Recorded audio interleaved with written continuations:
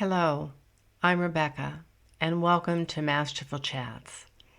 Masterful Chats are short, clear, concise, clarifying conversations designed to uplift, empower, inspire, and support you as you move forward on your spiritual path and in your life's journey. And today's Masterful Chat is about conspiracy theories versus sovereignty.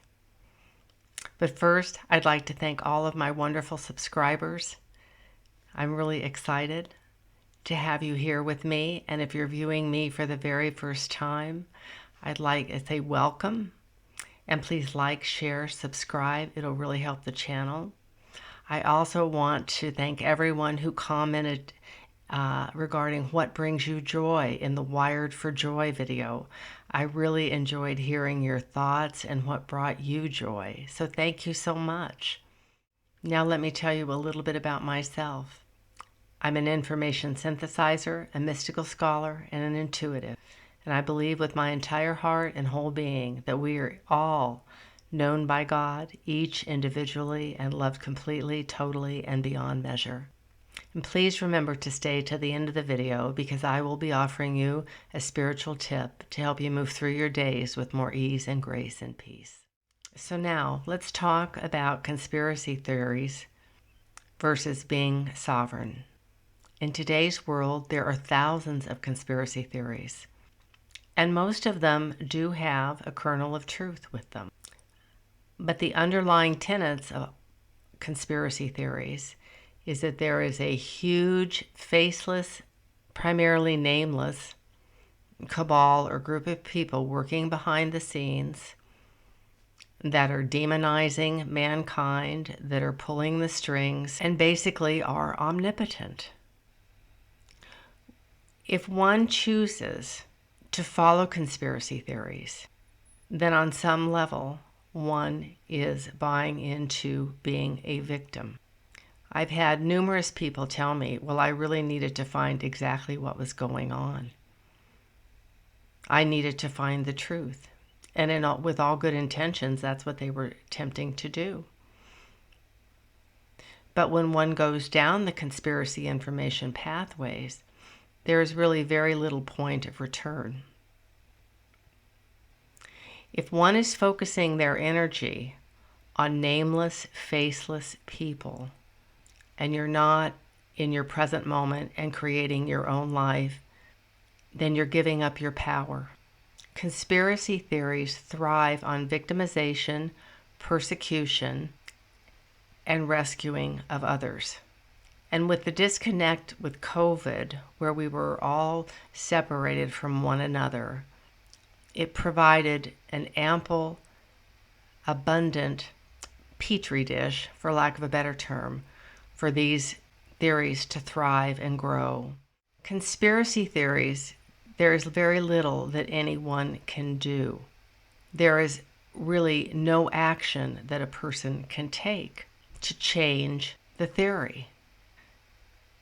You're not focusing on your own life. With any information that we take in, that we read, that we follow, it's important to ask specific questions. Number one, is there something I can truly do about this? And if that's the case, then do it. Take an action, send some money, lend a helping hand. But if there's really nothing you can do, it's time to let it go and surrender it and give it to a higher power. Many conspiracy theories were fomented actually out of the wellness community during COVID. And many of the concerns that were raised about certain things were valid.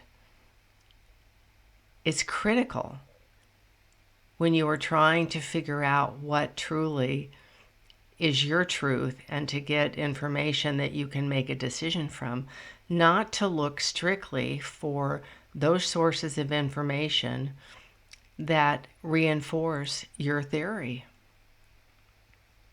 Critical thinking is based on taking in a lot of different information from many different sources and formulating your own opinion. Many individuals have told me that, oh, yes, I found this and it just completely what I thought. My response has been, well, what did you find that did not verify what you thought or what you felt?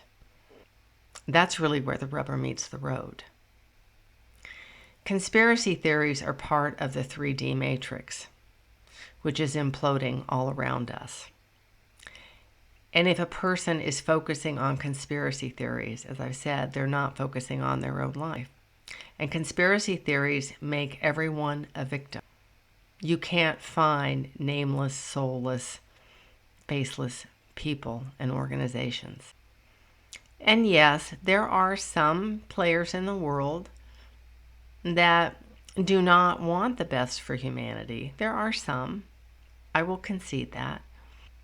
But by far, most are just people at their own level of awareness, awakening at their own speed, working out their own baggage, trying to figure things out. So the bottom line is be very cognizant of where you are focusing your attention. And if you find that where you're focusing that attention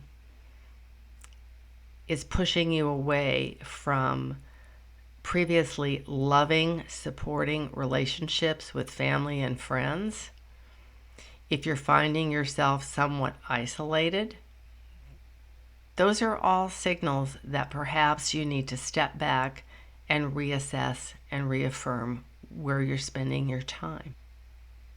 As I've stated before, the 3D matrix is based on fear, scarcity, and lack, and powerlessness. It's a power over model. And in many ways, just like the media today, they want to scare us and they want us to keep coming back because that drives their profits. And it does not matter whether it's considered mainstream or conservative or liberal, doesn't matter. They all are functioning on the same model. And conspiracy theorists and theories are the same way. There's always a boogeyman. There's someone out to get you. And you need to be very, very afraid. And in that, it keeps us divided. It keeps us afraid of one another. It keeps us from reaching a hand out and having a really good, nice, responsible, thoughtful discussion. It keeps people entrenched. And we're not meant to be entrenched in this energy coming into the planet. We are meant to expand. We are meant to grow. We are meant to move out and beyond the smaller version of ourselves and to know ourselves as fully Christed beings of light in physical form. And if someone is spending their time following conspiracy theories and victimization and the boogeyman, they're not being sovereign. At least my definition of sovereign. Sovereign means focusing on what you can control, focusing on what you can do to make a difference, helping out where you can. Yes, having strong boundaries for appropriate relationships. But if someone is leading us into fear and loathing and hate, step back and ask yourself, how is this helping me? Is this helping me live my best life? Is this going to help me get to the next level of where I want to be as a human being, as a person? We all want our tribe. We all want people in our lives that support, sustain us, and that we can share with. And in that way, conspiracy theories have created large groups of people focused on one issue. And conspiracy theories on some level do create a tribal group in that way. But it always comes back to us. It always comes back to us as an individual. Is this helping me get to the next level? How is this benefiting my life? How is this benefiting my relationships? How is this benefiting my growth? And be very honest with yourself. Conspiracy theories want us to be victims. They want us to be powerless. They want us to have an adversary. And then they want us to rescue someone or something. But they're primarily distractions by people creating fear and keeping you and me from living our best life. And now, as promised, I'd like to offer you a spiritual tip to help you move through your days with more ease and grace and peace. When you're doing something throughout your day, whatever it is, ask yourself, is this aligning with my highest and greatest good? Is this aligning with the life that I desire? Is this sustaining and encouraging healthy relationships in my life? Is this helping me to live my best life ever?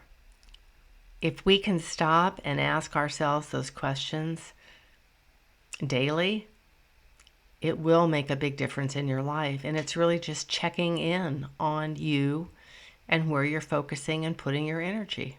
And I'd love to hear your thoughts on that. If it helps you, please give me feedback.